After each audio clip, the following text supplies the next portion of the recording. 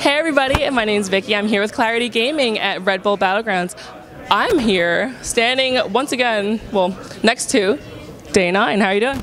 I'm pretty good. I'm getting ready to go eat food. I'm going to slam some chicken breast in my mouth, and then I'm going to go cast. That sounds very tempting. I promise to make this a short one. There's a bit of a twist. I know we're at Red Bull. It's a StarCraft event, but I have to ask you about Hearthstone. I hope you don't mind. Have you been playing the beta? You have. Dude, I play so much Hearthstone. I love that game. What is your favorite card and why? My favorite card. Oh my God. Oh no. I can't believe you busted out the favorite card. You know, Sorry. I guess something,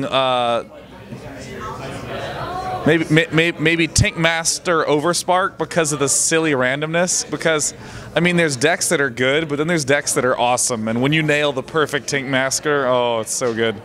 Do you feel there's a specific strategy that you have to really get to know in order for you to do well in Hearthstone? The game's surprisingly subtle because, I mean, you think of something like Magic the Gathering that actually has printed bad cards. And some of the skill of the game is looking at this landscape of cards and saying, okay, these are great, these are good, these are marginal, these are bad. And then you have a lot to work with there. And, you know, what some of the best players in Magic can do is look at the marginal cards and incorporate them into decks to make the entire deck much stronger. But in Hearthstone, everything's really good. So it's very subtle what's actually strong or not, because if you want to put in a removal spell, all the removal spells will do it, so you have to really focus much harder on synergy. So that's probably the biggest thing that I see between the Hearthstone players that succeed and those who don't, is that the good ones are really thinking heavily about having as much synergy as possible in their decks. Okay, and I know you have to run, so my one last question for you is that, and you can take this however you want, do you think that Hearthstone has a place in esports? So I think that it's not about esports yet. It's about, I should say, any game shouldn't start off thinking about being an esport. They should think about creating fun events for the community, because esports is a community-driven grassroots movement.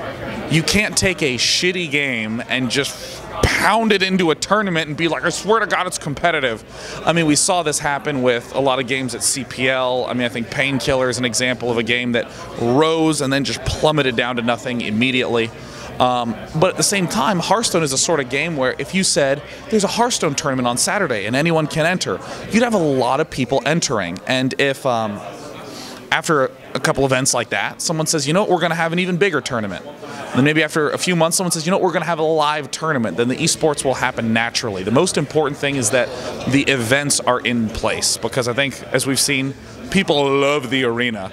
If there was some version of the arena for the constructed players, there'd be a lot more stickiness and a lot more traction. And hopefully they release new cards, because if they don't, then no, it will never be an esport.